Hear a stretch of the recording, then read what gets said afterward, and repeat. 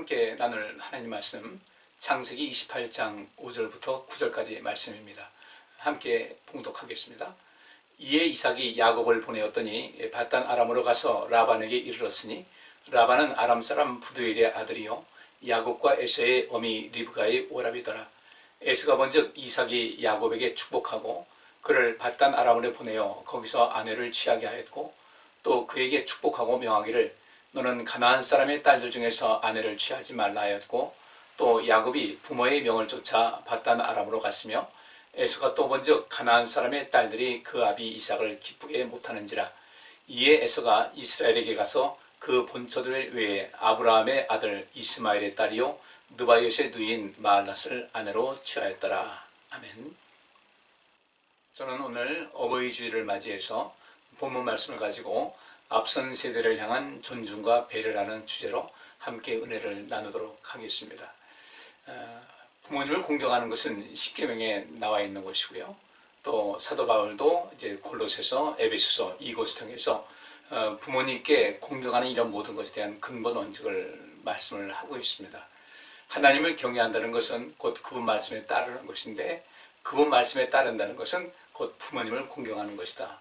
또 부모님을 공경하는 것 자체가 하나님을 기쁘시게 하는 하나의 조건이 되는 것이기 때문에 이것은 우리의 일생을 살아가는 가운데 매우 중요한 부분이라 이렇게 할 수 있겠습니다. 그래서 저는 오늘 이 본문 말씀을 통해서 우리가 잘 알고 있는 그 이삭의 삶 통해서 그 두 아들이 있었죠. 에서와 야곱이 있었는데 이 두 아들의 삶이 어떻게 변화됐으며 또 어떤 과정으로 모든 미래를 펼쳐나가게 됐는가를 한번 살펴보도록 하겠습니다.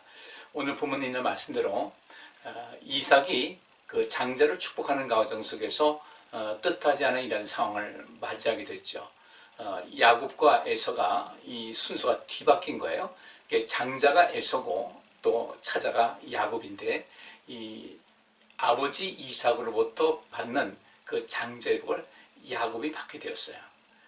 또 어떤 분들은 야곱이 이것을 사기를 쳤다, 거짓말을 했다 이렇게 이야기를 하지만 실제로 그 당시에 있었던 문화를 보면은 그 고고학자들에 의해서 발굴된 그 누지문서라는 것이 있는데 거기에 보면은 그 당시에는 장자의 그 권한을 어떤 그것을 주고 사고 팔 수 있는 그런 문화가 형성이 되어 있었습니다.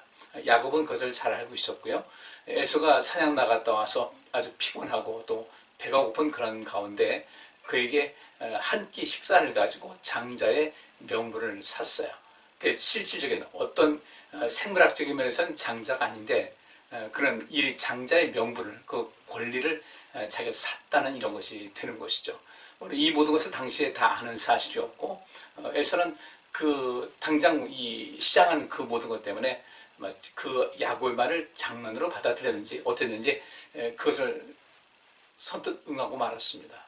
그리고 이후에 그 과정 속에서 아버지는 분명히 반대할 것을 야곱은 알았던 것 같아요. 그래서 어떤 변장하는 그런 모습을 가지고 눈이 또 어두운 이 아버지 이삭에게 가서 장자의 모든 그 복을 받게 됩니다. 나중에 에서가 와서 이 상황을 알고 통곡을 하고 또 이 모든 것을 물리려고 했지만 이 이삭은 이것은 이미 한 번 한 것이기 때문에 방법이 없다. 그러니까 한 것이었다는 것이 이미 그 모든 것이 야곱의 그 하는 방법이 조금 문제가 있었다 할지라도 이미 합법적인 과정을 거쳤기 때문에 어쩔 수 없다는 이야기를 하게 된 것이죠. 결국은 이 에서와 야곱 사이에 아주 심각한 다툼이 또 갈등이 생겼다는 것을 우리 성경에서 볼 수가 있습니다. 이 부모된 입장에서 이 에서와 야곱 이 사이 속에서 굉장히 심각한 문제가 발생할 것을 알고 어쨌든 장자의 명분을 갖게 된 야곱을 야곱의 위갓집으로 보내기로 결정을 하죠. 오늘 이 말씀에 이제 거기 나오는 내용인데 이때 이삭이 야곱을 이제 보냅니다. 보낼 때 야곱도 영 마음이 편치 않았겠죠. 근데 이 야곱을 보내면서 이삭이 또 한번 축복을 하는데 그에게 정말 이 믿음의 사람으로서 당부한 그런 내용이었습니다. 여기 6절 말씀 보니까 자기 아버지 이삭이 야곱을 보낼 때에 한 이야기를 듣고 있었어요. 거기 보니까 에서가 먼저 이삭이 야곱에게 축복하고 그를 밧단 아람으로 보내어 거기서 아내를 취하게 하였고 또 그에게 축복하고 명하기를 너는 가나안 사람의 딸들 중에서 아내를 취하지 말라 하였고, 또 야곱이 부모의 명을 쫓아 밧단 아람으로 갔다. 이 내용이 에서가 또 목격한 그런 내용이었어요. 근데 이 8절 말씀 보니까 에서가 본즉 가나안 사람의 딸들이 그 아비 이삭을 기쁘게 못하는지라. 야곱이 떠나는 가운데 자기 아버지 이삭이 야곱을 축복하고 당부하는 말을 이제 하는 것을 들었는데, 그 과정 속에서 보니까 자기가 뭔가 문제가 있었다는 것을 깨닫게 된 거예요. 그 문제가 무엇이겠습니까? 우리가 이 이삭의 삶을 잠깐 이제 좀 살펴보게 되면요. 창세기 26장 12절부터 15절까지 말씀 보니까요. 이삭이 그 땅에서 농사하여 그 해에 100배나 얻었고 여호와께서 복을 주심으로 그 사람이 창대하고 왕성하여 마침내 거부가 되어 양과 소가 떼를 이루고 노복이 심히 많으므로 블레셋 사람이 그를 시기하여 그 아비 아브라함 때에 그 아비의 종들이 반 모든 우물을 받고 흙으로 메었더라. 이렇게 말씀하고 있습니다. 이삭이 그 가나안 땅에 머물러 있을 때 그때 아주 굉장히 기근이 들었다고 그래요. 성경 말씀 보니까. 그래서 이 이삭이 자기와 그 가족들, 그 다음에 그 아브라함 때로부터 이어왔던 모든 식솔들이 많이 있지 않습니까? 그들을 데리고 블레셋 땅으로 가서 이제 부탁을 합니다. 우리 땅에 기근 들었으니까 여기 와서 우리가 농사 짓고 좀 지냈으면 좋겠다. 물론 그에 따른 반대급부를 제공을 했겠죠. 그래서 이삭이 그 땅에서 농사해서 100배나 얻었고 여호와께서 복을 주심으로 창대하고 왕성하여 마침내 거부가 되었다. 이렇게 말씀하고 있어요. 근데 이것 때문에 이제 갈등이 생기게 되죠. 아비멜렉이라는 이 왕은 자기들이 했는데 그렇게 모든 농사가 그렇게 큰 복을 받지 못했는데, 이런 상황이 되니까 아비멜렉이 이에 대해서 이제 자꾸 시비를 걸게 되는 거죠. 그래서 이전에 아브라함도 그 지역에 살고 있을 때가 있었는데, 근데 이때 팠던 그 우물을 다시 파고 물을 받고 했는데 그 우물들을 다 메워버린 거예요. 결국은 이 땅에서 나가라는 그런 이야기겠죠. 그렇지만 하나님께서는 이 이삭이 이제는 이 아비멜렉과의 그 갈등을 피하기 위해서 다른 데로 옮기게 됩니다. 옮겨서 또 땅을 파면 우물을 파면 또 물이 나오고 또 물이 나오고 해서 이 블레셋 사람들이 가만히 지켜보니까 자기들은 안 되는데 저 이삭과 그 집안 사람들, 그의 식구들은 잘 되더라는 것이죠. 근데 이 뒤에 그 창세기 26장 34절에 있는 말씀 보면 이런 말씀이 있어요. 에서가 40세에 헷족속 부엘리의 딸 유딧과 헷족속 엘론의 딸 비스맛을 아내로 취하였더니 그들이 이삭과 리브가의 마음에 근심이 되었더라. 이렇게 말씀을 기록하고 있습니다. 에서와 이 야곱의 그 모습이 좀 판이하게 달라요. 다시 한번 그 창세기 28장 있는 말씀에 보면요. 6절에 이제 에서가 야곱이 떠날 때 그 과정을 이제 보는 겁니다. 에서가 보니까 이 이삭이 야곱에게 축복하고 그를 밧단 아람으로 보내어 거기서 아내를 취하게 했다. 그에게 말하기를 절대 가나안 사람의 딸 중에서 아내를 취하지 말라 했는데, 그 이야기하는 것을 들었을 때 에서의 두 아내가 헷 족속 딸이에요. 그 헷이라는 것은 가나안 족속의 딸이 되는 거죠. 그리고 7절 말씀 보니까 야곱이 부모의 명을 쫓아 밧단 아람으로 갔다. 이 말씀 보니까 야곱이 그 자기 아버지 이삭과 어머니 리브가의 말에, 그 말씀에 잘 순종하는 그런 사람이었다는 것을 말하고 있고, 여기서 에서가 보니까 자기 두 아내가 그 아버지 이삭을 기쁘게 못한다. 이 에서의 아내들만 기쁘게 못한 것이 아니라 그렇게 된 상황이 에서에게도 책임이 있겠죠.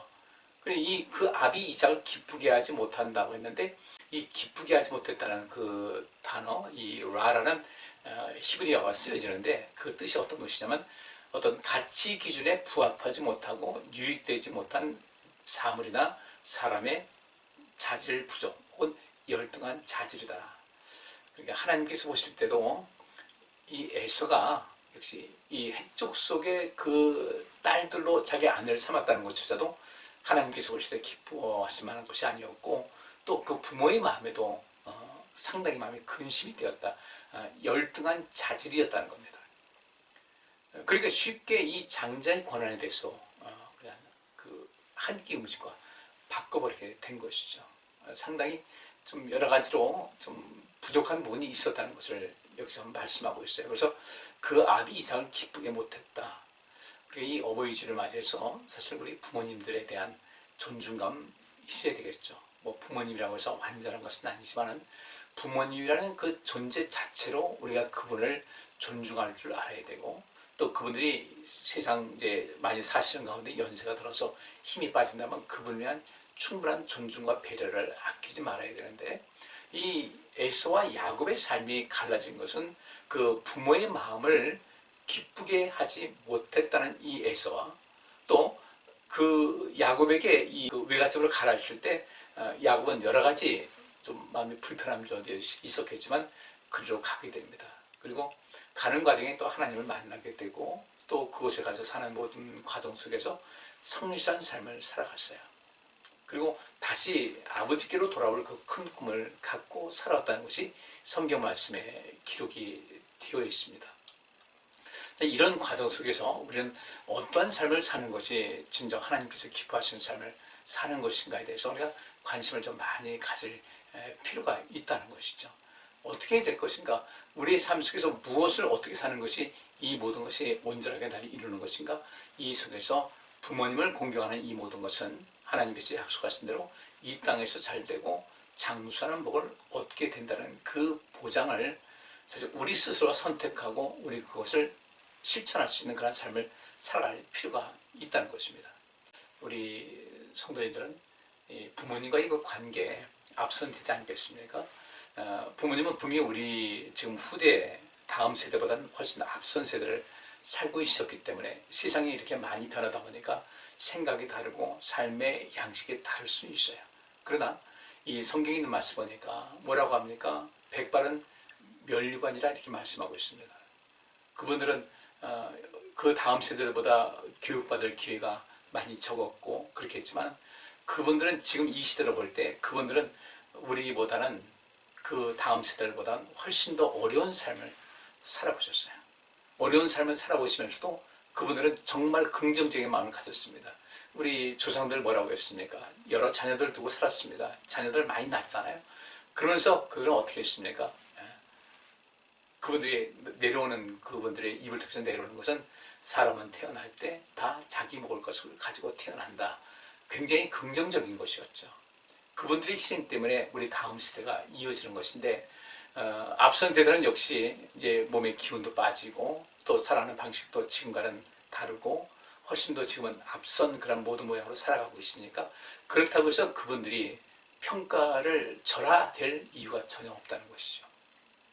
그분들이 있었기 때문에 그분들의 삶의 그 수고와 또 희생 그 가운데 다음 세대가 이렇게 살아갔고 우리도 살아가고 있는 것이니까 그분들의 수고를 꼭 기억해야 되고, 또 성경에서도 부모님을 공경하는 것은 마땅한 것이다. 우리가 의무로 주어지고 있으니까 이 말씀을 잘 갖고 살아가야 될 줄 믿습니다. 또한 앞선 세대인 우리 부모님께서도 관심 가져야 될 것은 우리가 지금까지 살아왔던 자기 자신이 그렇게 살아왔던 이런 모든 것을 고집할 것이 아니라 지금은 또 다른 세계가 계속해서 펼쳐나가고 있지 않습니까? 지금 세상이 얼마나 급격하게 자라고 있어요. 변화가고 있고 발달하고 있습니다. 이때 우리는 그들의 삶을 또 존중할 필요가 있다는 것이죠. 우리 자녀들, 그래서 그들에게도 삶의 어떤 지혜를 가지고 말씀하시되 그들과 갈등하는 것 이 좀 조심하셔야 되고, 우리 자녀들이 어떤 모습으로 인생을 살아갈 것인가에 대해서 이삭과 같은 그런 안목을 가질 수 있어야 되고, 우리 노년할 때 백발이라는 것은 그만큼 연세가 들었다는 얘기인데 그 백발이 멸관, 겉으로만 백발이 아니라 그 백발이라는 것은 실제로 보면 그것은 삶의 지혜를 말씀하고 있는 것이거든요. 다음 세대는 분명히 앞선 세대의 지혜가 필요합니다. 그 공백이 어느 날 갑자기 성장한 것이 아니고 계속해서 그 공백을 채워오면서 발전했기 때문에 우리는 그것을 많이 관심 갖고 다음 세대들을 위한 그런 배려도 있어야 되고 다음 세대를 위한 존중도 역시 있어야 되겠다는 거. 그래서 다음 세대들은 앞선 세대에 대한 존중과 배려 당연한 것이고요. 또 앞선 세대는 그 다음 세대를 향해서 어떤 존중과 배려하는 마음을 가지고 사는 것이 필요하다는 것이죠. 여기서 이 에서가 갑자기 변해가지고 그 아버지의 그 행하는 모습 또 야곱이 떠나는 모습 그 과정 속에서 그렇게 모든 것을 발견할 수 있었던 것은 어쨌든 그 부모님께서 그들을 가르친 어떤 효과가 있었기 때문에 그렇게 에서가 또 어떤 변화되는 모습을 보이지 않았을까, 우리는 이것을 알 수가 있는 것입니다. 어쨌든 우리 다음 세대들은 부모님의 마음에 근심이 되지 않도록 인생을 살 수 있어야 되고요. 또 앞선 세대는 그 다음 세대들 역시 마찬가지로 그 앞선 세대에 존중하는 마음을 가질 수 있도록, 존중하는 감을 갖고 인생을 살아갈 수 있도록 그들 향해서 많은 배려도 해야 되고 존중할 수 있는 그런 모습을 서로 나눌 필요가 있다는 것입니다. 이것이 잘 될 때 문제가 없는 것이에요. 부모 세대와 또 그 다음 세대 간에, 부모와 그 자녀 간에 갈등이 있는, 점점 심화되고 있는 것이 오늘날 시대인데 참 안타까운 일이죠. 근데 분명히 그 갈등을 어쨌든 좀 최소화시킬 수 있는 그런 노력은 해야 되거든요. 이것은 앞선 세대가 먼저 해야 될 것이고, 또 다음 세대도 역시 마찬가지로 그 앞선 세대를 향한 존중하는 마음이 있어야 되는 것인데, 무엇이 빠졌을까? 우리 다음 세대가 왜 앞선 세대인 나에게, 부모인 나에게 이렇게 마음이 서운하고 또 여러 가지 많은 아픈 마음 가지고 인생을 살아갈까? 우리 부모라고 해서 모든 것 다 완전한 것은 아니잖아요. 그때 어떤 것이 문제일까? 무엇이 빠졌을까? 이 양육하는 과정 속에서 무엇이 빠졌을까에 대한 관심을 많이 가질 필요가 있습니다. 그래서 우리 다음 세대를 위한 그런 삶의 양식은 앞선 세대가 어떤 삶을 살아가느냐에 따라서 굉장히 좌우가 되거든요.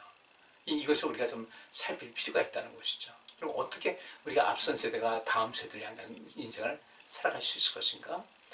제가 그 유이라는 그 심리학자가 말한 것을 잠깐 표를 만들어 봤어요. 여기 보면요, 사람에게는 인생의 오전이 있고 인생의 오후가 있다.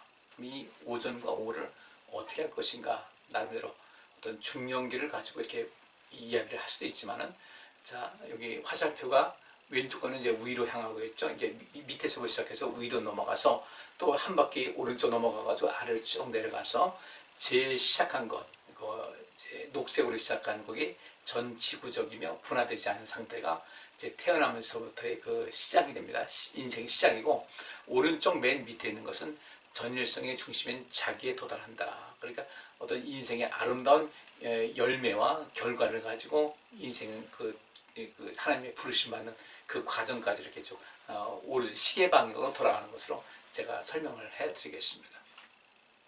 사람이 태어나서 인생을 살아갑니다. 태어날 때 참 아름답죠. 그렇죠? 순수한 아이들. 근데 부모님에 의해서 이런저런 양육을 받게 됩니다. 또 어떤 사람들은 양질의 교육을 받습니다. 물론 돈이 많다고 해서 돈으로 양육하는 것은 아니니까 부모님의 관심과 또 사랑 속에서 건강한 그 마음을 가지고, 또 이 시장에 대한 어떤 신뢰감을 가지고, 그리고 남을 향한 배려심 가지고 이게 성장할 수 있어야 되는데, 그 모든 과정은 사람이면 다 똑같이 거치는데 그때 어떻게 그 사람의 성격이 형성되느냐, 이게 중요하다는 거예요. 그리고 마지막에는 하나님께서 우리를 하나님의 형상대로 모양대로 지으셨잖아요. 태어날 때 그 아이는 아무것도 모릅니다. 그죠?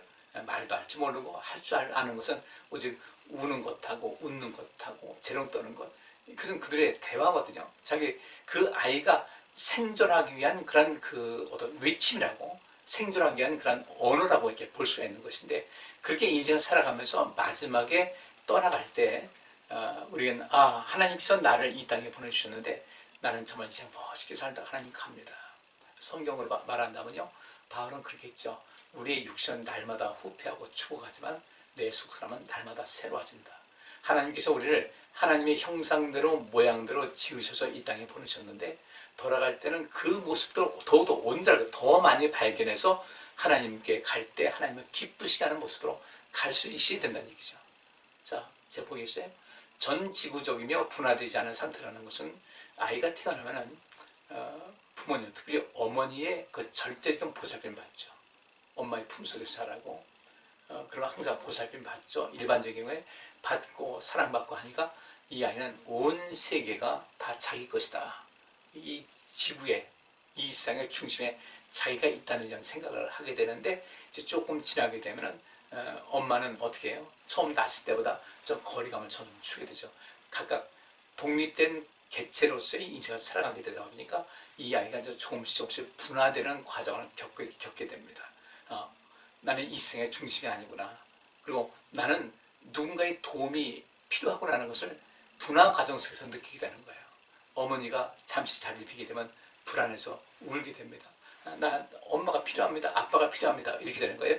서서히 전 지구적이며 분화되지 않은 상태에서 이제는 나는 이 지구의 중심이 아니라 이 지구의 한 일원이다. 또 나는 누군가의 도움이 없이는 살 수 없다라는 이런 분화되는 과정을 거치게 됩니다. 그러면서 두 번째로 자신보다 더 큰 인물을 자기 주변에서 발견하게 되는데 특히 어머니와 아버지를 인식하게 돼요. 어머니와 아버지를 인식하게 되는데 이때 그 어머니와 아버지의 그 존재에 대해서 느끼게 되죠. 이때 부모님께서는 그 아이가 필요한 만큼 뭘 원하는지 그 아이의 울음도 그냥 쉽게 외면하지 않고 가볍게 넘기지 않고 이 아이가 무엇을 필요로 하는가 그 필요를 채워주고 도와주고 할 때 이 아이는 세상에 대한 신뢰감이 형성되면서 자신감이 넘치게 되죠. 따뜻한 사랑 속에서 인생을 살아가면서 사랑이라는 걸 이렇게 받아보니까 이 사랑을 나눠주는 것도 굉장히 중요하다는 것을 무의식 속에 하나씩 둘씩 쌓아 나아가면서 인생을 살아가게 됩니다. 그리고 이제 거기다 좀 더 크게 되면은 이제 그 부모님이라는 그 데서 벗어나서 남자아이는 동성인 아버지 또 이성인 어머니를 알게 되고 여자아이는 동성인 어머니와 이성인 아버지를 알게 되면서 남성과 여성의 어떤 성 차이를 인식하게 됩니다. 아버지의 역할도 배우게 되고 어머니의 역할도 배우게 되고 또 이 속에서 또 엄마에 대해서 아빠에 대해서 이전에 어렸을 때는 엄마가 전폭적으로 수용했는데 이 아이가 자라면서 이제 걷기 시작하고 자기 의지가 조금씩 생겨나게 되면 부모님께서는 거기서 이제 어떤 제동을 걸기 시작합니다. 안 돼, 하지 마 이렇게 됩니다. 그리고 이때 늘상 좋았던 엄마, 아빠인데 갑자기 안 돼 하면서 제동을 가하게 되고 혼도 나고 야단도 맞고 이렇게 하다 보니까 이 아이는 계속 혼란을 겪게 되죠. 혼란을 겪게 되는 그 과정 속에서 또 조금 지나게 되면 엄마는 나쁜 엄마, 좋은 엄마 이런 개념이 아니고 엄마는 엄마로서 나에게 너무나 소중한 존재고 엄마는 내가 나쁜 엄마가 아니라 나를 온전케 하는 그런 분이다. 그 속에서 옳고 그름을 식별하는 구별의 시기로 이제 성장하게 됩니다. 이게 성장하는 그런 과정인 거예요. 그래서 무엇이 옳고 무엇이 그르다는 것을 알게 되는데 자칫 부모님들이 이 자녀를 양육할 때 그 원칙 없고 또 일관성 없는 그런 양육 방식을 택하게 되면 이 아이들은 옳고 그름에 대한 어떤 인식이 불분명해지게 됩니다. 아이들은 순수한데 거기에 그림이 그 마음판에 그림이 잘못 그려지게 되는 거예요. 어떤 부모님들은 이유 없이 어떤 사람들에는 증오심을 심어줍니다. 이게 왜곡된 그런 것이죠. 그래서 자라면서 굉장히 건강하고 성숙한 모습으로 옳고 그름에 대한 모든 것을 배우면서 살아가야 되는데 부모님에 의해서 또는 학교에서 또 세상 사람들에 의해서 그 왜곡된 어떤 그 판단을 하게끔 하는 잘못된 교육을 받을 수도 있다는 거예요. 이런 것에서 우리가 가장 중요한 것은 무엇인가? 가정교육이 사실 가장 중요한 거예요. 일관된 교육, 또 끊임없는 사랑과 또 때로는 엄할 때는 엄한 이런 가운데서도 끊임없이 부모님의 사랑을 받으면서 인생을 살게 되면은 아이들은 다른 것을 받아들인다. 다른 어떤 옳지 않은 정보를 내가 접한다 할지라도 그것을 잘 구분해서 자기의 마땅히 걸어갈 길을 잘 걸어갈 수가 있게 되는 것이죠. 특별히 우리 하나님 믿는 백성들은 이 하나님 말씀이 근본되게 되면 그 이 세상 얼마나 지금 생각이 다양한 때예요. 이쪽에서는 옳다고 그러는데 저쪽에서는 그러다라고 하고 여기서는 의롭다는데 이건 불이라 이렇게 얘기하는 이 상황 속에서 인생을 어떻게 살아갈 것인가 이건 매우 중요한 것인데 하여튼 이 과정을 잘 거쳐야 된다는 겁니다. 그 다음에 이제 좀 더 이제 성장해서 사춘기를 겪게 되면 이때부터는 좀 더 독립적인 그런 존재로서 발돋움을 해 나가게 되는 것이죠. 성인이 돼 나가는 거예요. 이제는 부모님께 계속 그 품 안에 있고 또 영향이 있다가 이제 사춘기 되면서 본격적인 자아를 향해서 인생을 나갑니다. 자기 인생을 살아가기 위해서 부모님과 점점 이렇게 떨어져 나가면서 완전한 분화가 이루어지는 그런 상황이 되는 것이죠. 그래서 이제 작년에 이르게 됩니다. 인생을 살아가고 또 결혼도 하고 그렇게 되는데 그 다음에 이제 인생의 오후가 넘어갑니다. 우리 신체적인 조건도 이 40세가 되면서부터 이제 본격적인 노화의 과정이 눈에 띄게 드러난다는 것이죠. 눈도 이제 노안이 시작이 됩니다. 지금 보면 40이면 한참이라고 하는데 그때부터 시작이 되는 거예요. 실질적인 육체적인 그 노안은 20대 초반부터 시작이 된다고 그러는데 어쨌든 우리 인생에선 그 어떤 삶의 변화가 오는 것, 그러니까 이제는 자녀들도 열심히 키우고 있는데 이 자녀들이 서서히 또 그 독립적인 삶을 살고 사춘기를 겪고 독립적인 삶을 살아가는 가운데 부모님들은 그 자녀들과의 그런 관계도 이제는 공간적으로나 시간적으로도 멀어지게 되고 또 빈둥지 증후군이라는 과정을 거치게 되죠. 그래서 부모님 품 안에 있다가 이제 그 자녀들이 조금씩 부모님 품을 떠날 때 저렇게 내가 애써서 키웠는데 이게 뭔가 빈둥지 증후군을 겪을 수 있는 그런 때가 됩니다. 그러면서 이 융이라는 심리학자가 말한 그 페르소나라는 것이 있는데 우리의 겉모습이에요. 우리의 학벌이라든지 재산 규모라든지 어떤 외모라든지 뭐 이런 여러 가지를 가지고 나는 이런 사람이다. 그래서 다른 사람에게 어필하는 이런 과정을 거치게 되죠. 특별히 체면 문화가 아주 굉장히 강한 우리나라는 그 페르소나 쉽게 말하면 이 가면이라는 것인데 인생의 가면을 쓰고 나름대로 인생을 살아갑니다. 그래서 또 누군가에게 잘 보이기 위해서 또 더 좋은 모습으로 상대방에게 각인시키기 위해서 여러 가지 인식을 하는데 이제 한 40쯤 넘어가게 되면은 그런 것도 이제 별로 큰 의미가 없다는 것을 조금씩 깨닫기 시작해요.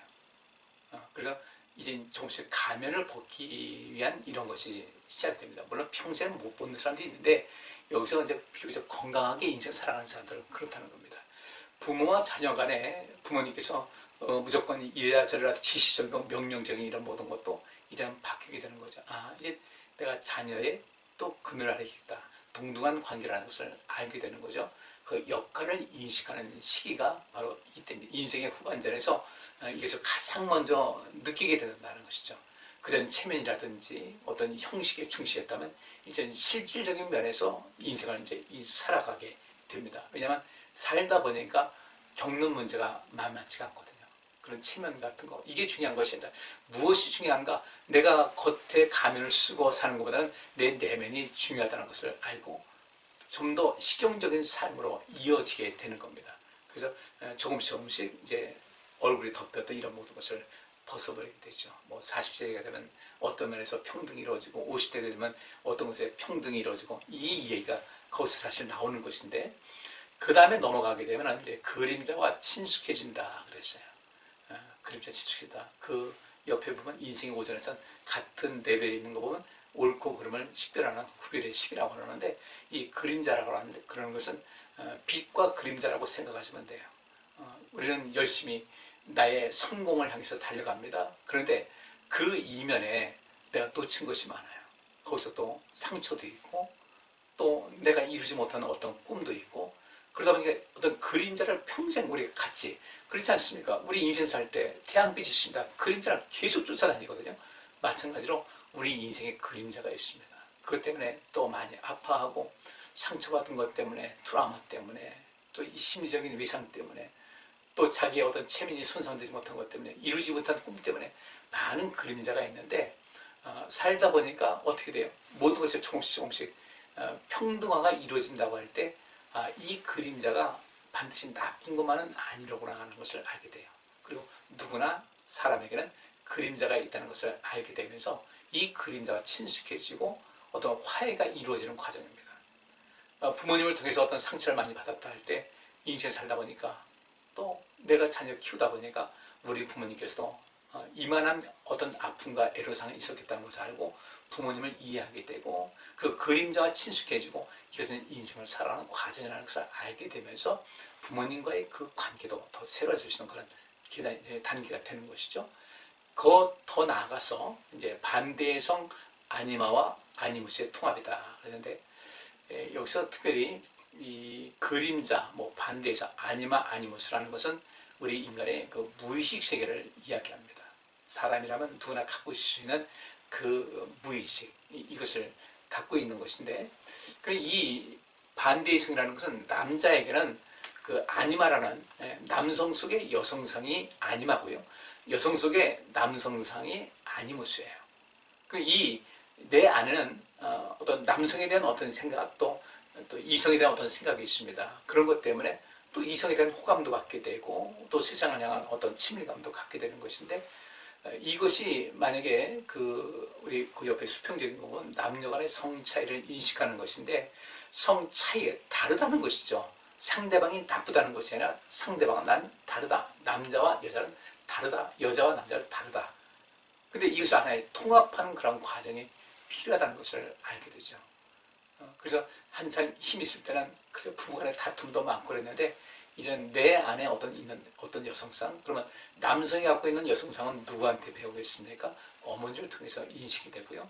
또 이 여성들에게 있는 그 남성상은 아버지를 통해서 이제 이루어지게 되는 것인데 이 성장 과정 속에서 서로 다르다는 것을 인식하게 되면 곧 부모님과 아버지와 뭐 남성이든 여성이든 아들이든 딸이든 이 아버지와 어머니와의 그 관계를 원만하게 이루어지게 되면은 그 이성 간의 그런 모든 관계도 역시 마찬가지로 나와 다른 이성은 내 삶 속에서 도움이 된다. 성경에 말한 대로 하나님께서 아담을 창조하시고 그 다음에 하와를 만들어주신 것은 좋은 배필로서 만들어주신 거예요.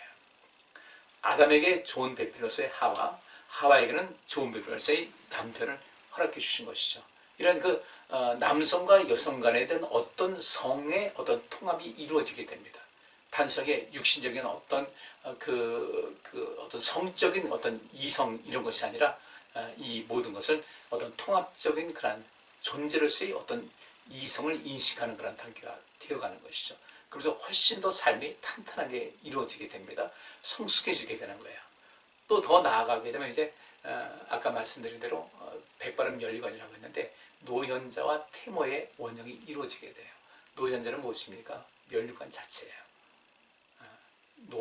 늙은 나이 많은 사람이 아주 현명한 또 지혜로운 그런 사람의 모습이 되는 것이고 여기 태모라는 것은 아이를 잉태해서 엄마가 그 아이에게 관심 쏟고 또 낳아서 또 이렇게 키우고 하는 이런 과정 속에서 모성애는 지극하지 않습니까? 이 세상을 향해서 그 현자로서 나이는 많이 들었지만 지혜로운 그런 사람으로서 이 세상에 뭔가 선한 영향력을 주는 그런 그 단계, 이것은 인생의 그 마지막 단계인 노년기에 해당되는 것인데 훨씬 더 옛날보다는 많이 힘은 빠지고 체력도 그렇고 모든 것에 기회도 많지는 않지만 세월이 그에게 부여한 어떤 현명함과 지혜로움이 이 세상에 굉장한 에너지를 공급할 수 있는 그런 존재로서 살아갈 수가 있게 되는 것이죠. 이 태모라는 것은 아이를 잉태한 엄마같이 이 세상에 새로운 생명력을 창조할 수 있는 어떤 에너지를 줄 수 있는 이런 상황이 된다. 그리고 이제 더 나아가서 이제 하나님께 우리가 갈 때가 되면 전율성이라는 것은 완전한 성질입니다. 하나님께서 우리를 하나님의 형상대로 모양대로 지으셨는데 그 순수했던 아름다운 모습, 그러니까 그 전일성의 중심엔 자기에 도달한다고 그러는데 여기서 자기는 자아는 아니에요. 자아는 아니에요. 자아라는 것은 성장하면서 이런 양념도 들어가고 저런 양념도 들어가서 때로는 상처받기도 하고 또 치료받기도 하고 많이 이런저런으로 더 칠해진 그런 상태인데 모두 다 완성된 그런 모습으로서 내가 인생을 살아보니 이런 일도 있고 저런 일도 있었는데 이 모든 것 볼 때 솔로몬이 말한 대로 때로는 헛되게 볼 수도 있는 것이고 때로는 별거 아닌 것 같았는데 그 삶이 정말 이 세상에서 중요하다는 것을 깨닫게 되는 그런 단계가 되는 것이죠. 그리고 그때 이제 하나님 인생 살아보니 이런 것인데 그래서 이 세상의 마지막 때까지 뭔가 선한 영향력을 행사하면서 좀 품격을 갖추면서 인생을 살다가 하나님께 가는 이 과정. 그래서 이 융이라는 심리학자는 이런 것을 가지고 말을 했는데 성경하고 이렇게 비교해보면요 상당히 또 성경과도 일치하는 그런 부분이 있어요. 성경이 이미 다 말씀하신 그런 것이죠. 우리 부모님들 앞선 세대입니다. 그분께서는 태어날 때부터 여러 가지 과정을 겪었어요. 그리고 우리보다 앞서서 모든 세상을 살아가셨고 또 이 모양 저 모양으로 살아가는 가운데 그분의 공로 때문에 내가 여기 있다. 그렇다면 우리가 이제 또 분명히 앞선 세대가 돼서 다음 세대를 돌보고 그들보다 앞서 이제 세상을 떠날 텐데 우리는 어떤 모양으로 인생을 살아갈 것인가? 우리 다음 세대들, 우리가 그들에게 부모인 내가 존중받을 수 있도록 그들에게 뭔가 정말 노현자가 돼서 태모 같은 심령이 돼서 이제 우리가 완전한 성질의 중심엔 자기의 모습으로 하나님 품에 안길 수 있는 그런 상태가 된다면 아마 우리 다음 세대는 그 앞선 세대인 우리를 향해서 존중하는 마음과 아주 상당히 좋은 추억을 가지고 또 그들은 그들 나름대로의 인생을 살아갈 수 있게 될 수 있습니다. 기도하겠습니다.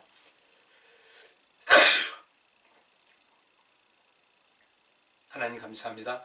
어버이 주일을 통해서 우리가 앞선 세대 또 다음 세대에 대한 그 상호작용하는 말씀을 살폈습니다. 우리 인생은 지혜롭게 살아서 서로가 서로에게 유익을 주고 서로가 서로에게 영향력을 행사하면서 하나님께서 창조하신 이 세상을 좀 더 아름답게 만들어가는데 힘을 합칠 수 있도록 도와주옵소서. 앞선 세대대로 또 다음 세대대로 서로 존중하고 서로 배려하는 아름다운 모습을 갖추어서 하나님의 선한 뜻을 모두가 이루고 다 형통하고 복된 삶을 살아가게 하여 주옵소서. 예수 그리스도 이름으로 기도하옵나이다. 아멘.